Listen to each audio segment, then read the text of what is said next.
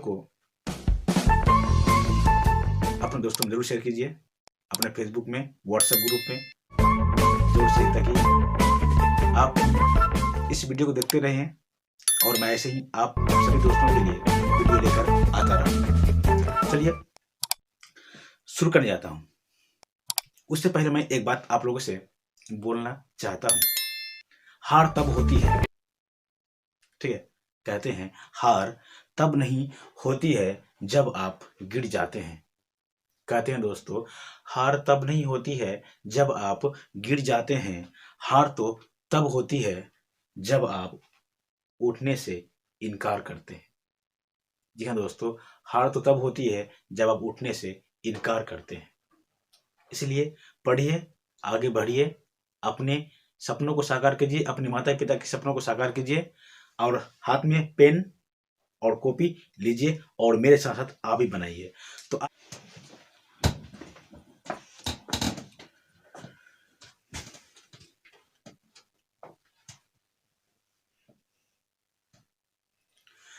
जय हिंद साथियों, मैं नयन सर एक बार फिर से आप सभी दोस्तों को और साथियों को नयन सर जीके में तहे दिल से स्वागत करता हूं।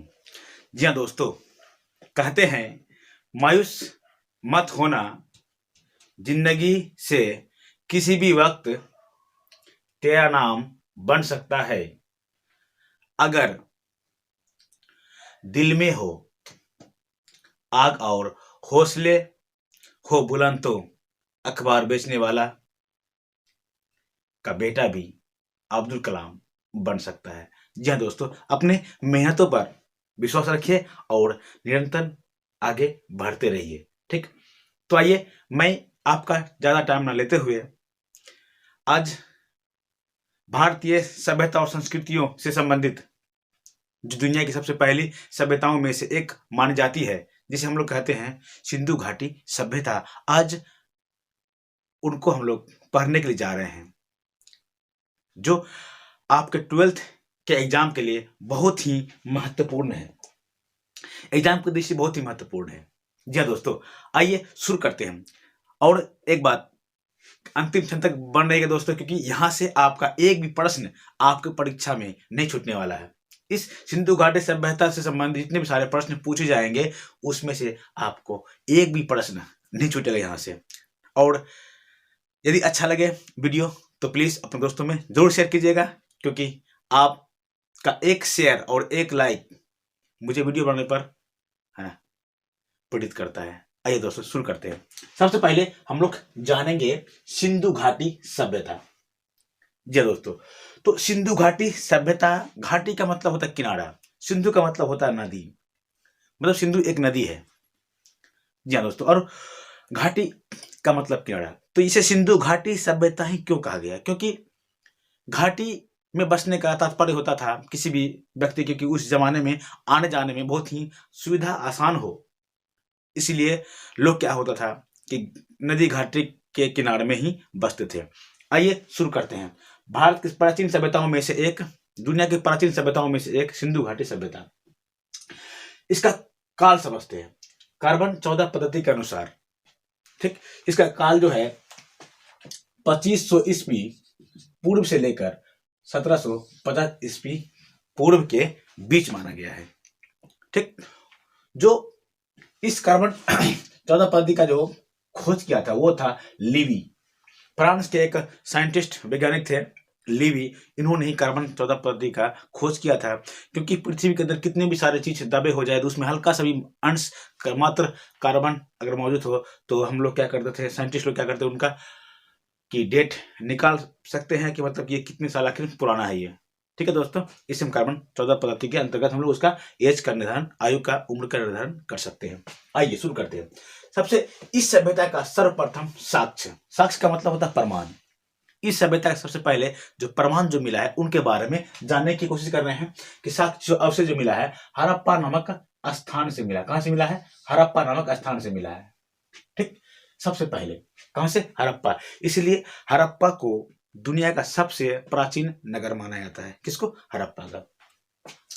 उसके बाद हड़प्पा सभ्यता को भारतीय उपमहाद्वीप का प्रथम नगरीय सभ्यता के रूप में माना जाता है, क्योंकि दोस्तों यहाँ का जो संस्कृति था ना, जितने सारे संस्कृति थे वो बिल्कुल शहरों के जैसा था। जैसे छोटा घर बनाना, छोटे छोटे या बड़े घर बनाना, उसके बाद कारखाना बनाना, पक्की ईंटों से सड़क बनाना या बिल्डिंग बनाना, बड़े बड़े ऊंची इमारत बनाना, ये सभी परंपरा एक शहर में प्रचलित है। उसी तरह से बिल्कुल जिस तरह से आज के डेट में है, तो इसे हम लोग क्या करेंगे, शहरी सभ्यता के रूप में हम लोग मानेंगे। दूसरी बात, भारतीय पुरातत्व विभाग। पुरातत्व का मतलब पृथ्वी, पुरातत्व क्या होता है, पृथ्वी के अंदर से जो भी सारा चीज खोद करके निकाला जाता है उसे क्या कहेंगे, पुरातत्व कहेंगे। पुरातत्व मान लेते हैं कि ये मार्कर पृथ्वी के अंदर दबा हुआ है, इसे हम खोजने के बाद इसको हम इसका कार्बन 14 पद्धति के द्वारा इसका एज निर्धारण करेंगे, तो मतलब इसको अगर निकालेंगे मिट्टी के अंदर से खोद करके, उसको पुरातत्व साक्ष्य कहेंगे। क्या कहेंगे उसे, पुरातत्व साक्ष्य कहेंगे। तो भारतीय पुरातत्व विभाग का जन्मदाता जो है वो है अलेक्जेंडर कनिंघम। ये आपको परीक्षा में देखने को मिल सकता है दोस्तों कि भारतीय पुरातत्व विभाग का है ना जन्मदाता किसे कहा जाता है, तो याद रखना अलेक्जेंडर कनिंघम को कहा जाता है। बने रहेगा दोस्तों अंतिम क्षण तक, बहुत मजा आने वाला है, क्योंकि ये चैप्टर आपको चुटकियों में आज मैं याद करा दूंगा। आप बस सिर्फ और सिर्फ अंतिम क्षण तक बन रहिए। उसके बाद को माना जाता है, उसके बाद समझते हैं सिंधु घाटी सभ्यता की जानकारी सबसे पहले चार्ल्स मेसन ने दिया था। किसने दिया था, कब, 1826 ईस्वी में। पूछेगा आपको कि सिंधु घाटी सभ्यता की जानकारी सबसे पहले किसने दिया था, तो उसे कहेंगे चार्ल्स मेसन के। क्या कहेंगे उसको, चार्ल्स मेसन कहेंगे। इन्होंने ही सबसे पहले सिंधु घाटी सभ्यता के बारे में हमें जानकारी दी थी दुनिया वालों को। कब, 1826 में। उसका भारतीय पुरातत्व विभाग की स्थापना का श्रेय, पुरातत्व का मतलब होता है जो भी चीज पृथ्वी का खोदा है, अब तक को तो पता ही हो ही गया होगा। तो पुरातत्व विभाग का स्थापना का श्रेय जो जाता है किसको जाता है ना, लॉर्ड कर्जन को जाता है। जी हाँ दोस्तों, ये वही लॉर्ड कर्जन है जो 1905 ईस्वी में भारत से बंगाल का विभाजन किया था, है ना। पढ़ेंगे इसके बारे में आगे, आधुनिक भारत का इतिहास में पढ़ेंगे इसके बारे में, है ना, जिन्होंने दिया था। उसके बाद 15 जनवरी 1884 में, है ना, विलियम जोन्स, कौन, विलियम जोन्स ने कलकत्ता में, किसमें, कलकत्ता में एशियाटिक सोसाइटी की स्थापना की थी। कब, 15 जनवरी 1784 में। कब, 15 जनवरी 1784 में विलियम जोन ने कोलकाता में एशियाटिक सोसाइटी की स्थापना की। ठीक, उसके बाद फिर समझते हैं 1861 में भारत में पुरातत्व विभाग की स्थापना की गई। पूछेगा भारत में पुरातत्व विभाग की स्थापना, भारत में पुरातत्व विभाग की स्थापना कब की गई, तो आप बोलेंगे 1861 ईस्वी में। कब बोलेंगे, 1861 ईस्वी में। जी दोस्तों, ये सब सवाल कई बार परीक्षा में पूछा हुआ है। अब पुरातत्व क्या है, मैंने बता दिया, पृथ्वी के अंदर से प्राप्त अवशेष को क्या कहा जाता है, पुरातत्व कहा जाता है। उसके बाद सिंधु घाटी सभ्यता एक शहरी सभ्यता थी। कैसी सभ्यता थी, शहरी सभ्यता, क्योंकि यहाँ पर जितने भी सारे चीज मतलब कि पुरातत्व साक्ष्य जो मिले हैं मिट्टी की खुदाई के दरमियान, है ना, या फिर रेलवे लाइन का खुदाई के दरमियान जो भी सारी चीज प्राप्त हुए हैं, वो सारा चीज क्या था, वहां पर पक्के बने हुए थे। जैसे घर बना हुआ मिला है, उसका सड़क बना हुआ मिला है ना, तो अन्ना गाड़ी मिला है, सना गाड़ी मिला है, बहुत सारी चीज मिला जो कि इससे के मिलने के साक्ष्य यह प्रमाण होता है कि सिंधु घाटी सभ्यता एक शहरी सभ्यता थी। क्योंकि दोस्तों ये सभ्यता बिल्कुल आज के जमाने के शहरों से बिल्कुल मिलता जुलता था। आइए अब देखते हैं सिंधु शहरी सभ्यता थी। अब हड़प्पा सभ्यता, यानी सिंधु घाटी सभ्यता को हड़प्पा सभ्यता कहा जाता है, क्योंकि सिंधु भी खोजा गया है ना, और ये हड़प्पा भी खोजा गया है, इसलिए इसको सिंधु सभ्यता या फिर हड़प्पा सभ्यता दोनों कहेंगे इसमें। अब ये कैसी सभ्यता थी, ये एक कांस्य युगीन सभ्यता थी, क्योंकि दोस्तों उस जमाना में यहाँ पर, है ना, कांसा का बर्तन का लोग प्रयोग करता था। इसका आयात मतलब कि खरीद बिक्री करता था, व्यापारी करता था। तो इससे मतलब बहुत सारे बर्तन जो मिले यहाँ पे कांस्य के मिले हैं, तो इससे यह भी प्रमाण होता है कि ये एक सभ्यता थी जो कैसी सभ्यता थी, बिल्कुल एक कांस्य की सभ्यता थी। इसे आप बोल सकते हैं कि सिंधु घाटी सभ्यता कांस्य युगीन सभ्यता थी। समझ गए ना, तो आपको पता होना चाहिए, क्योंकि ये इस तरह के क्वेश्चन बहुत में मतलब कि एग्जाम में बहुत सारे आए हुए हैं, पूछेंगे, और शायद आपका भी एग्जाम में रहेगा। इसी दोस्तों इसे आप ध्यानपूर्वक पढ़े और सुने, है ना। हो सके तो आप पेन कॉपी लेकर के आप लिखने की कोशिश भी करें, तो बहुत ही आसान होगा। उसके बाद हम समझते हैं कि सिंधु घाटी सभ्यता की कुछ सीमाएं हैं। सीमाएं मतलब कि कहां से कहां तक फैला हुआ था। ठीक, तो जी हाँ दोस्तों, यहाँ पे देखिए आपको दिखाया गया है कि यहाँ पे है उत्तर सीमा, ये है दक्षिणी, ये है पूरब और ये है पश्चिमी। आपको यहाँ पर ये भारत दिखाई दे रहा होगा, ये हमारा भारत है, सपनों का भारत। ठीक, तो सबसे उत्तरी सीमा जो है ये मांडा, क्या है, मांडा। मांडा जो पड़ता है वो कहां पे पड़ता है, जम्मू कश्मीर, मतलब दोस्तों यहां पर पड़ता है मांडा, जो चिनाब नदी के तट पर स्थित है। पूछेगा सिंधु घाटी सभ्यता या हड़प्पा सभ्यता सबसे उत्तरी सीमा कहां पर स्थित है, तो कहां पर स्थित था, जम्मू और कश्मीर पर। पूछेगा पूरा प्रकार क्षेत्र पूछेगा तो उसका नाम क्या है, मांडा। क्या नाम इसका, मांडा। पूछेगा किस नदी पर स्थित था, तो क्या था, चिनाब नदी। उसके बाद सिंधु घाटी सभ्यता सबसे दक्षिणी छोर, दक्षिणी छोर जो वो क्या है, दाइमाबाद। क्या ये दाइमाबाद, दाइमाबाद कहां पर पड़ता है, गोदावरी नदी के तट पर पड़ता है, और ये है दोस्तों महाराष्ट्र में। कहां पर है, महाराष्ट्र में, ये है महाराष्ट्र में, गोदावरी नदी तट पर है। उसके बाद ये पूछेगा कि सिंधु घाटी सभ्यता का पूर्वी छोर, तो पूर्वी छोर ये दोस्तों आलमगीरपुर। आलमगीरपुर जो है वो उत्तर प्रदेश में पड़ता है, और किस नदी के तट पर स्थित है, ये हिंडन नदी के तट पर स्थित है। किस पर स्थित है, हिंडन नदी के तट पर स्थित है। पूछेगा हड़प्पा सभ्यता का पश्चिमी सीमा कहां पर स्थित है, तो हड़प्पा सभ्यता दोस्तों पश्चिमी सीमा जो है ये पाकिस्तान जो पर ये है ना, ये वाला क्षेत्र यहाँ पर पड़ता है, सुतकांगे डोर।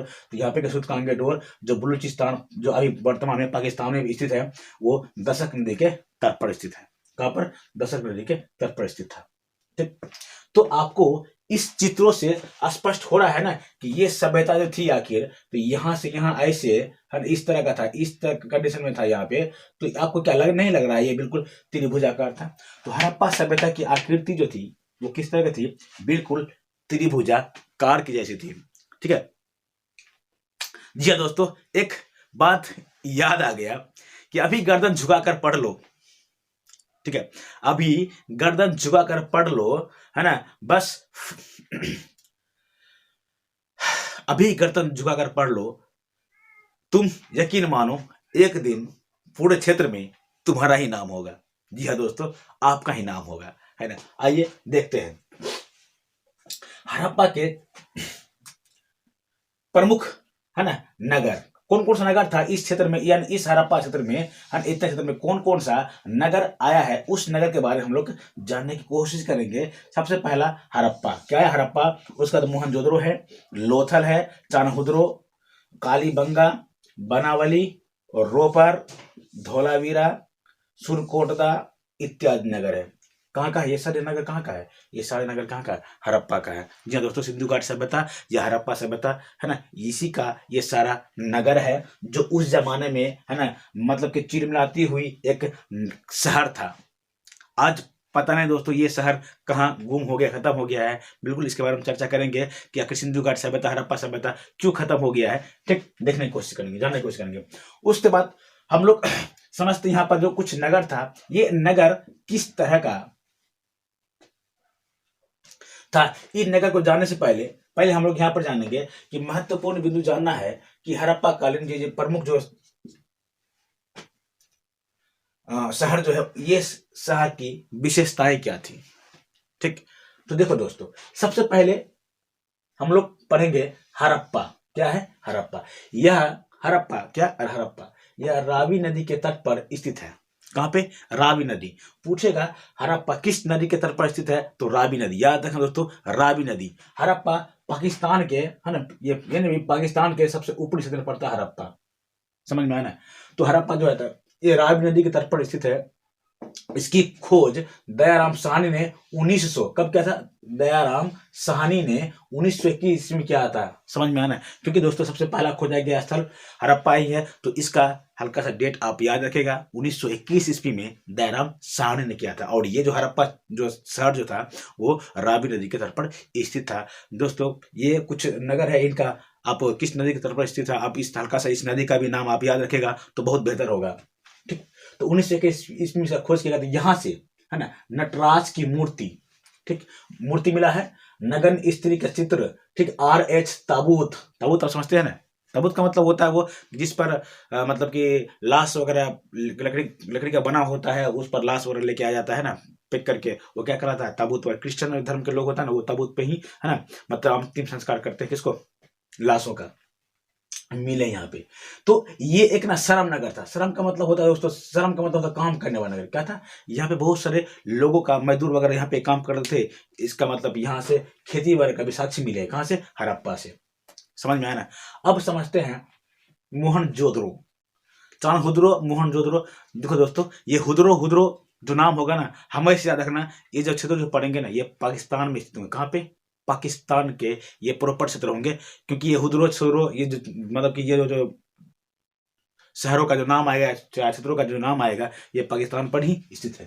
ठीक, अब यह सिंधु नदी के किनारे पर स्थित है। पूछेगा मोहनजोदड़ो किस नदी के तट पर स्थित है, तो सिंधु नदी के तट पर स्थित है। उसके बाद इसकी खोज 1922, ये डेट याद रखो, कोई दिक्कत नहीं, बल्कि बस एक झलक देखना इसको। रखाल दास है ना, ये सिंधु नदी के तट पर स्थित है, और इसकी खोज जो 1922 ईस्वी में कौन, रखाल दास बनर्जी ने किया था। अब जानते दोस्तों, बनर्जी, चटर्जी, मुखर्जी, ये जितने भी सारे ये आएंगे ना नाम, ये ज्यादातर बंगाली ही होंगे। इसका मतलब रखाल दास बनर्जी जो थे वो क्या थे, बंगाली थे। क्या, यहाँ लोगों को दफनाया जाता था। कहाँ पे, मोहनजोदड़ो में। जिसके और उसका मोहनजोदड़ो का सिंधी भाषा में जिसका नाम जो होता है वो मृतकों का टीला। इसका मतलब ये होता है दोस्तों कि यहाँ पे, कहाँ पे, मोहनजोदड़ो पे, ठीक, लोगों को, मोहनजोदड़ो को है ना, इसे हाँ मृतकों का टीला कहा जाता है। वो इसीलिए कहा जाता है क्योंकि यह एक सिंधी भाषा है। मतलब मृतकों, मोहनजोदड़ो का मतलब सिंधी भाषा में मृतकों का टीला कहा जाता है। इसे यह अनुमान लगाया जा सकता है कि उस जमाने में जितने सारे लोग जो मतलब कि मरते वगैरह थे, तो उसको वहां पर क्या करता था, अंतिम संस्कार अर्थात दफनाया या फिर जलाया जाता था वहां पर। इस क्षेत्र में जमा, आप समझिए, यह एक हिंदी भाषा है। यहाँ कांस्य की है ना नर्तकी मिली है। कहाँ पे, मोहनजोदड़ो से मुहर मिला है, सूती के कपड़े मिले, पशुपति की है ना, पशुपति है ना, हाथी इत्यादि का है ना चित्र प्राप्त हुआ है। कहां से, मोहनजोदड़ो से। पशुपति, आप जानते, पशुपति, पशु का पति, पशुपति का मतलब होता है मालिक, पशु मतलब पशु। तो पशुपति किसे कहा जा सकता है, आप किसे मानेंगे, पशुपति किसे कहेंगे, अर्थात जो पशु का मालिक हो उसे पशुपति कहेंगे। भूत पिशाच, गाय बैल, ये इसका मालिक कौन था, मतलब कि अर्थात आप बोल सकते इसे शिव। क्या बोल सकते, शिव। इसका मतलब ये हुआ मोहनजोदड़ो का जितने सारे लोग जो थे, जो पूजा अर्चना जो करते थे, तो वो पशुपति की ही पूजा अर्चना करते होंगे। ठीक, ये अनुमान है, समझ गए ना। उसके बाद विशाल स्नानागार, अन्नागार, समझे ना, वो मोहनजोदड़ो से ही मिले हैं। पूछेगा दोस्तों कि सिंधु घाटी सभ्यता या फिर हड़प्पा सभ्यता का सबसे बड़ा इमारत क्या है, तो याद रखना विशाल अन्नागार। अन्नागार का मतलब होता है अन्न रखने वाला घर। मतलब उस जमाने में देखो किस तरह का है ना सुव्यवस्थित व्यवस्था किया गया था, जिसमें कि अनाज रखने के लिए भी पर्याप्त मात्रा में घर बनाए गए थे। अनाज रखने का तात्पर्य क्या होता होगा, अनुमान लगाइए आप, क्या होता होगा।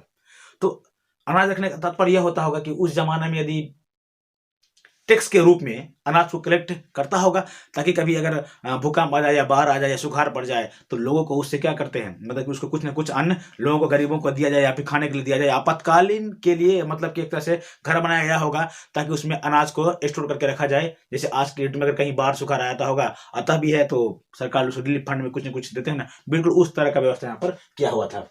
तो पूछेगा मोहनजोदड़ो का सबसे बड़ा जो मतलब विशाल भंडार, मतलब कि विशाल इमारत जो था वो क्या था, विशाल अन्नागार। स्नानागार नहीं दोस्तों, अन्नागार। ठीक, अन्न रखने वाला घर। उसके बाद अब समझते हैं लोथल। क्या, लोथल। लोथल दोस्तों गुजरात, ये गुजरात है, गुजरात के इस क्षेत्र में पड़ता है लोथल। यहाँ पे गुजरात के इस क्षेत्र में पड़ता है क्या, लोथल। तो लोथल यह भोगवा नदी के तट पर स्थित है। पूछेगा लोथल कहाँ स्थित है, तो भोगवा नदी के तट पर स्थित है ना, जो गुजरात में पड़ता है। पूछेगा लोथल कहाँ पड़ता है आधुनिक, तो क्या बोले उसको, गुजरात बोलेंगे। यह एक पत्तन नगर है। पत्तन समझते हैं, पत्तन का मतलब होता है बंदरगाह। बंदरगाह वो क्षेत्र होता है कि जहां पर बड़े बड़े जहाज स्टीमर लगाए जाते थे। अर्थात ये हो सकता है उस जमाना में यहाँ लोथल से लोग बड़े मात्रा में व्यापार कर रहे थे, क्योंकि आजकल की तरह तो बस या ट्रेन तो था नहीं जो लोग व्यापारी करता। या फिर यहाँ से वहां जाने का होता है। तो उस जमाने में मतलब इधर उधर जाने का जो आवागमन का जो बिल्कुल साधन था, जो आने जाने का, तो वो क्या था, नदी ही एकमात्र पर्याप्त मात्रा में था, है ना। तो क्या करते थे उसको, ये एक साधन था आने जाने का, तो क्या इसीलिए इसे पत्तन का यहाँ पर इसका प्रयोग किया गया है इस क्षेत्र का। यहाँ मनके का कारखाना, मनके मतलब होता है मिट्टी का बड़ा बड़ा, है ना, मनके बड़ा बड़ा मतलब मिट्टी का बड़ा बड़ा बर्तन या फिर बनाने का कार्य यहाँ से किया जाता था, पूरा कारखाना मिला था। फारस की मुहर, धान बाजरे की खेती का साक्ष, कुत्ते की मूर्ति, युगल सावधान, मतलब युगल सावधान का मतलब होता है एक साथ मतलब कि दो व्यक्तियों का दफन किया हुआ है। तो इससे यह प्रमाण होता है कि यहाँ पर सती प्रथा का प्रचलन था। सती प्रथा आप समझ सकते हैं दोस्तों, यदि एक अगर किसी स्त्री की पुरुष यदि मर जाती है तो उसके साथ में उसकी स्त्री को भी उसके चिता के साथ जला दिया जाता था। मतलब ये हुआ कि लोथल में से ही प्राप्त अवशेषों से ये पता चल चुका है कि यहाँ पर जो है कि युगल समाधान समाधान से मतलब ये होता है कि उसके साथ पति के साथ पत्नी को भी दफनाया जा सकता है, अर्थात इसे एक सती प्रथा का प्रमाण मिलता है। तो पूछेगा दोस्तों, सती प्रथा का प्रमाण सिंधु घाटी सभ्यता में किस क्षेत्र से मिले हैं, तो आपको बोलना है क्या है, लोथल से। क्या बोलेंगे, लोथल। पूछेगा लोथल किस नदी के तट पर स्थित था, तो क्या बोलेंगे, भोगवा नदी तट पर। और हड़प्पा रावी नदी, उसके बाद मोहनजोदड़ो सिंधु नदी। तो नदी के किनारे आपको याद रखना होगा दोस्तों, ठीक। अब समझते हैं कालीबंगा। देखो, काली और बंगा, बंगा माने चूड़ी होता है और काली को काला, इसका मतलब हुआ काला रंग की चूड़ियां। कहां पर स्थित है ये कालीबंगा? जी हाँ दोस्तों, कालीबंगा का अर्थ होता है काला रंग। यह राजस्थान में स्थित है ना। ये घग्गर नदी के किनारे स्थित है। पूछेगा कालीबंगा इनमें से किस क्षेत्र में स्थित था, तो क्या बोलोगे, राजस्थान में, है ना। किस नदी के तट पर, तो क्या बोलोगे, घग्गर। क्या बोलोगे, घग्गर नदी तट पर स्थित है। यहां से जूते हुए खेत का साक्ष्य मिला है, भूकंप का प्राचीन साक्ष्य मिला है, और बेलनाकार मुहर भी यहाँ पे से मिला है। कहां से, कालीबंगा से। कालीबंगा पूछता दोस्तों प्रॉपर कि कहां पर पड़ता है, तो आपको बोलना होगा क्या, राजस्थान में। क्या बोलना है, राजस्थान। उसके बाद कुछ क्षेत्र धौलावीरा, क्या ये धौलावीरा भी दोस्तों ये राजस्थान में ही पड़ता है। ये वाला जो पॉइंट दिखा है ना आपको, ये वाला, ये आपका सॉरी धोलावीरा गुजरात में पड़ता है, सॉरी धोलावीरा जो पड़ता है, कहाँ पड़ता है, गुजरात में पड़ता धोलावीरा, ठीक। तो धोलावीरा गुजरात में स्थित है। यहाँ जल प्रबंधन का साक्ष्य मिला है। जल का मतलब जैसे आप आज के जमाने में आप पानी छत के ऊपर में टंकी लगा के उसमें जमा को स्टोर करते होंगे, है ना, या फिर खाने पीने का अलग अलग बर्तन पे अलग पानी स्टोर करते होंगे। तो उस जमाने में इस तरह का बर्तन था नहीं, तो बड़े बड़े हाउस बना करके वहां पर क्या करते थे, पानी को जमा करके रखा जाता था। तो समझ में आया ना, धोलावीरा में। और उसका जल प्रबंधन हो गया। उसका बनावली, यह अच्छे किस्म की जौ का साक्ष्य मिला। कहां से, यहां से बनावली। बनावली क्या में अच्छे किस्म का जौ का साक्ष्य मिला है। रोपर पंजाब में सतलज नदी के तट पर स्थित है ना। यहां मानव के साथ कुत्तों को भी दफन का साक्ष्य मिला है। कहां से, रोपर से। समझ में ना, रोपर से मानव के साथ कुत्ते। इसका मतलब ये होता था कि आप जानते ही हैं दुनिया में दोस्तों, एक बात हमेशा याद रखना, सबसे वफादार जो होता है ना जानवरों में, तो कुत्ता ही होता है। और दूसरी बात, सबसे ज्यादा हमें तकलीफ देते हैं ना, वो अपने ही देते हैं। अब चलो समझते हैं। रोपर ये तो मिल गया ना यहाँ पे। बनावली से अच्छे किस्म के जौ का साक्ष्य मिला। कहां से, बनावली। कहां पर स्थित है, हरियाणा में स्थित है। कौन, बनावली। और ये रोपर पंजाब में सतलज नदी के किनारे स्थित है। यहाँ मानव के साथ कुत्तों को भी दफनाने का साक्ष्य मिला है। कहां से, रोपर से। उसके बाद चानहुद्रो, हुद्रो आप जानते हैं पाकिस्तान में, यह सिंधु नदी के तट पर स्थित है। तो जितना भी हुद्रो है ये सब पाकिस्तान में पड़ता है, ये सिंधु नदी के तट पर स्थित है। इसे बिना दुर्ग का क्षेत्र कहा गया। अब देखो दोस्तों, दुर्ग का मतलब होता है किला। दुर्ग का मतलब क्या होता है, किला होता है, ठीक। तो समझते हैं, दुर्ग का मतलब किला होता है। अब देखो जितने भी क्षेत्र थे सिंधु घाट सभ्यता में ना, तो सब में क्या था कि किला बना हुआ था। किला समझते हैं ना, इससे घेरा हुआ था और एक रास्ता था आने जाने का क्षेत्र था। लेकिन यहाँ पे चानहुद्रो में था बिना किला का क्षेत्र था, इसलिए इसे बिना दुर्ग का क्षेत्र कहा गया। आपका एग्जाम बिल्कुल डायरेक्ट पूछेगा दोस्तों कि बिना दुर्ग का क्षेत्र किसे कहा गया है, तो क्या बोलेंगे, चानहुद्रो को। यह मान के बाणे कारखाना भी था, यहाँ पे कारखाना था, इसका मतलब यहाँ औद्योगिक प्रतिष्ठानों के लिए, मतलब काम काजों के लिए क्षेत्र बनाया हुआ कौन, चनहुद्रो, इसीलिए यहाँ पर बड़े बड़े कारखाने का साक्ष्य मिले हैं। बनावली, आप समझते क्या, बनावली, बनावली यहाँ से सजाए है ना, सजावटी का सामान प्राप्त हुआ है, जैसे लिपस्टिक है ना, नाक कान वाली मूर्तियां, नाक का बाली, कान की बाली है ना, नाक का नथुनिया, इस इन सब चीजों का साक्ष्य यहाँ से प्राप्त हुए हैं। लिपस्टिक, अल्ताफ, इसका मतलब ये हुआ यहाँ पे ये मनियारा वाला क्षेत्र था, अर्थात यहाँ पे सजावटी सामान मिलने का मतलब क्या है, यहाँ पे एक सजावटी क्षेत्र था, अर्थात ये एक है ना मार्केट होगा यहाँ पे।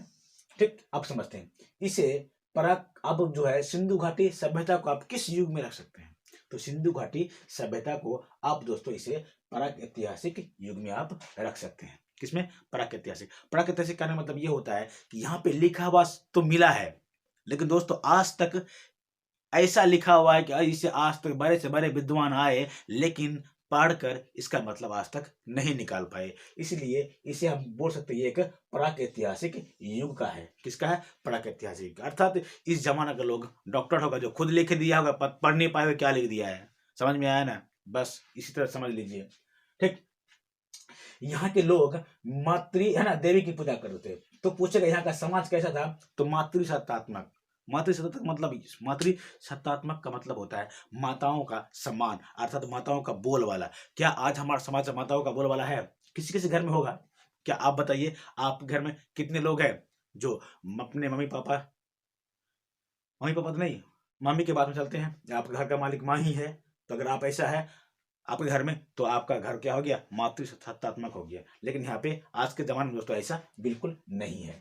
ठीक, इस सभ्यता में माप तौल 16 के अनुपात में था। 16 के अनुपात का मतलब ये हो, आपको अगर कुछ भी लेना था ना, अगर मान लो कुछ लेना है तो 16 के ही माप में आपको लेना पड़ता। मतलब ये हुआ कि आप यहाँ से कुछ भी आप ले लीजिए, तो एक मिनट दोस्तों, तो यहाँ पे आपका 16 का ही है ना अंक में आपको लेना पड़ता होगा। किसमें, 16 का। अगर मान लो 1 किलो लेना, 1 किलो नहीं बल्कि 16, कितना लेना पड़ेगा, 16। दो को लेना है इसका, तो 16 नहीं बल्कि कितना, 32। तो इस तरह का यहाँ पे माप तोल का प्रचलन था। कहाँ पे, सिंधु घाटी से। दोस्तों थोड़ा इंक भर रहा हूं ना, तो समझ गए ना आप। उसके बाद थोड़ा देख लेते हैं नगर विन्यास पद्धति, क्योंकि आप जानते हैं दोस्तों सिंधु घाटी सभ्यता कैसी सभ्यता, नगरीय सभ्यता। कैसा सभ्यता, नगरीय सभ्यता, अर्थात यहाँ पर जो है बिल्कुल नगर के जैसा ही सिस्टम था हर एक चीज। तो क्या क्या थोड़ा जान लेते हैं हम लोग, उसका समाज कैसा था। तो देखो, नगर विन्यास पद्धति मतलब नगरों को जो बसाया गया था, तो किस आधार पर बसाया गया था उसके बारे में हम लोग जानेंगे। यह जाल पद्धति पर आधारित थी। किस पर, जाल पद्धति। जाल समझते हैं, जाल, ग्रिड पद्धति।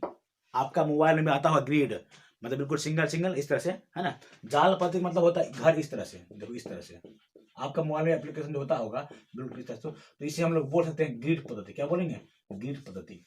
ठीक, तो जाल या ग्रिड पद्धति पर आधारित थी। नगर में आयताकार, नगर कैसा था, आयताकार था, बिल्कुल इस तरह का आयताकार नगर था। घर जो बसा होता बिल्कुल आयताकार या फिर वर्गाकार चौड़ी गलियां होती थी, जो एक दूसरे को संपूर्ण प्रकार करती थी, मतलब इस तरह का सड़क होता था वहां पे। तो मैंने आपको माप तो बता ही दिया इस पर। अब कृषि, क्या, कृषि। यहाँ विश्व में कपास का उत्पादन सर्वप्रथम सिंधु वासियों ने किया था। किसका, कपास का। किसका, कपास का उत्पादन सबसे पहले सिंधु वासियों ही नहीं किया, क्योंकि यहाँ से दोस्तों कपास का भी साक्ष्य मिला है। चावल का साक्ष्य कहाँ से, लोथल से मिला है। कालीबंगा में जूते हुए खेत का साक्ष्य मिला है। कालीबंगा मैंने बताया तुरंत, कालीबंगा का मतलब क्या होता है, हरे रंग का चूड़ियां। उसके बाद गन्ना, लोहा, चाय, शेर का कोई साक्ष्य नहीं मिला है। किसका, गन्ना का साक्ष्य नहीं मिला है, लोहा का साक्ष्य नहीं मिला है, गाय का साक्ष्य नहीं मिला है, शेर का साक्ष्य नहीं मिला है। जी दोस्तों, आपको पूछेगा परीक्षा में बिल्कुल सीधी सवाल, इनमें से किस है ना जानवर या फिर किसका साक्ष्य सिंधु सभ्यता से प्राप्त नहीं हुआ है, तो आप बोल सकते हैं गाय। किस जानवर का, बोल सकते हैं यहाँ पे शेर या गाय। फिर उसका किस धातु का साक्ष्य नहीं प्राप्त हुआ है, तो लोहा का। इसका मतलब ये हुआ दोस्तों कि सिंधु घाटी के लोग जो थे तो लोहा से परिचित बिल्कुल नहीं थे। किससे? लोहा से परिचित ये लोग नहीं थे। समझ में आया ना? कोई दिक्कत है ना? उसके बाद मतलब ये कहाँ मिला, मतलब जो मुहर मिला है ना, उस मुहर पर इन सब का चित्र बिल्कुल नहीं था, ना गाय का ना शेर का, है ना। और जो पेय पदार्थ जो था वो है ना, मतलब कि चीनी वगैरह जो था इस पर तो था ही नहीं गन्ना। इसका मतलब ये होता होगा कि इस जमाने का लोग जो होता है कि मतलब मिठास के लिए शहद का प्रयोग करता हो। किसका? शहद का। किसका? शहद। याद रहेगा ना, शहद का, है नहीं। अब यहाँ का धर्म देखते हैं। यहाँ धर्म का कोई साक्ष्य नहीं मिला है। मतलब जैसे आज के डेट में ना जैन, बौद्ध, हिंदू, सिख, ईसाई, है ना, ये सब साक्ष्य नहीं मिला था। ये लोग जो होगा ना बिल्कुल शांत प्रवृत्ति के होंगे, ये लोग नहीं मिला है। यहाँ कुबर वाला सांड पूजनीय था, और एक सिंह वाला, एक सिंह वाला एक सिंह मतलब कि एक सिंह, बीच में एक सिंह था, ना सांड ना बैल, पता नहीं किस तरह का था, है ना। तो कुबर वाला सांड और एक सिंह वाला जो होता है गेंडा जैसा था, ये देखने में लगता था वो, है ना, वो पूजनीय था। कुबर वाला सांड शायद, है ना, आज के डेट में उसको पूजा जाता है, कुछ अलग तरह की दृष्टि से उसको देखा जाता है। अब वास्तुकला, वास्तुकला मतलब कि हाथ कला क्या था? मोहन, है ना, जोधपुर में बड़े इमारत मिले हैं, है ना, विशाल अन्नागार, है ना, विशाल स्नानागार, आपको पहले बता दिया है। ठीक। लिपि, लिपि का मतलब होता है दोस्तों भाषा। जैसे मैं आपको बोल के पढ़ रहा हूं तो ये एक लिपि के अंदर में आता है। इस लिपि का नाम है देवनागरी। यदि आप एबीसी लिखते हैं तो वो उसमें क्या आता है? रोमन लिपि। क्या आता है? रोमन लिपि। उसी तरीका से सिंधु घाटी के लोग जो थे ना, जिस लिपि में पढ़ते थे, जो मतलब जिस लिपि का प्रयोग करते थे, उस लिपि का शायद आज तक भी पता नहीं है। मजा आ रहा है ना दोस्तों? तो यदि मजा आ रहा है तो प्लीज कमेंट बॉक्स में जरूर कमेंट कीजिए, है ना। और ये बताइए कि इसके आगे का वीडियो चाहिए तो प्लीज लिख के भेजिएगा, और नहीं चाहिए तो कोई दिक्कत नहीं है। और अगर हो गया तो कम से कम अपने दोस्त 10 दोस्तों में शेयर कीजिए, और अपने व्हाट्सएप फेसबुक ग्रुप में भी इस वीडियो का लिंक को जरूर शेयर कीजिए, ताकि मैं ऐसा ऐसा वीडियो रोज लेकर आऊं और आपके परीक्षा में, है ना, हर एक प्रश्न को बिल्कुल यहाँ से लड़ाऊं, और आप अच्छे से अच्छे अंक से प्राप्त कीजिए, यही मेरी कामना है। समझ में आ रहा है? कहते हैं दोस्तों, थोड़ा एक बात याद आ गया कि सफलता सुबह जैसी होती है। जैसे मैं आपको पढ़ा रहा हूं ना, ये सफलता नहीं है, बल्कि आपकी सफलता है, मेरी नहीं, आपकी सफलता है, क्योंकि आपकी सफलता में ही मेरी सफलता है जी दोस्तों। और ये मेरा लक्ष्य है कि दोस्त आप सफल बन जाओ, और आप अपने लिए बहुत कुछ करो, अपने मम्मी पापा का नाम रोशन करो। ठीक। कहते हैं सफलता सुबह जैसी होती है, मांगने पर नहीं मिलती है। सफलता सुबह जैसी होती है दोस्तों, मांगने पर नहीं मिलती है ना, नींद से जागने पर मिलती है। तो आइए उठिए, है ना, पेन कॉपी पकड़िए और टेस्ट देने के लिए तैयार हो जाइए, और इससे जितने भी मैंने पढ़ाया उसे आप अपने नोटबुक पर नोट जरूर कीजिए। चलिए, है ना, समय इंसान को ना सफल नहीं बनाता है ना, समय इंसान को ना सफल नहीं बनाता है, बल्कि समय का सही इस्तेमाल आप कर लिए तो वो आपको सफल बनाता है। मतलब समय इंसान को सफल नहीं बनाता है दोस्तों, है ना, समय का सही इस्तेमाल ही इंसान को सफल बनाता है। तो आप इस समय का प्रयोग कीजिए और आगे बढ़िए, फिर देखिए जिंदगी में कितना मजा आने वाला है। ठीक है, ठीक, आइए देखते हैं फिर। तो लिपि, लिपि का मतलब भाषा। क्या होता है? भाषा। तो यहाँ का जो भाषा था कैसा था? तो यहाँ का जो भाषा था दोस्तों, भाव चित्रात्मक। भाव चित्रात्मक का मतलब होता है कि भाव से समझना। इसीलिए ये लोग आज तक नहीं पढ़ पाए। बड़े बड़े विद्वान आए ताकि इसकी भाषा को समझ जाए, पढ़ के, लिख के, किसी भी तरह से, लेकिन आज तक नहीं समझ पाया। तो सी इसका मतलब यहाँ का लोग भाषा नहीं बोलता होगा, सिर्फ इशारा से समझता होगा। समझा ना? जैसे ये लाइक, ये फंटेस्टिक, सुपर, बहुत अच्छा, सुंदर, समझ में आया ना? हाँ, ऐसे ये क्या होगा? ये गुस्सा। तो आप ऐसे फेसबुक व्हाट्सएप में भेजते हैं ना इस तरह से, वो जो थंबनेल जो भेजते हैं, पूरा थम्स अप भेजते हैं, आप खुश हो गया तो इस तरह से, तो ये क्या कहलाएगा? ये आपका भाव चित्रात्मक कहलाएगा। शायद आप समझ गए होंगे। एक मिनट दोस्तों, एक मिनट, एक मिनट, एक मिनट, सॉरी। चलिए, समझ गए होंगे, थोड़ा हिल गया था।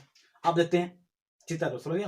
भाव चित्रात्मक सिंधु घाटी के बारे में, है ना, सर्वप्रथम विचार जो आया था अलेक्जेंडर कनिंघम को आया था। किसको आया था? अलेक्जेंडर कनिंघम को आया था सबसे पहले। तथा पढ़ने का प्रयास सबसे पहले L.A. बेडल पूछेगा सिंधु घाटी सभ्यता का जो लिपि जो था उसे पढ़ने का सबसे पहला प्रयास किसने किया था, तो L.A. ब्रैडल ने किया था।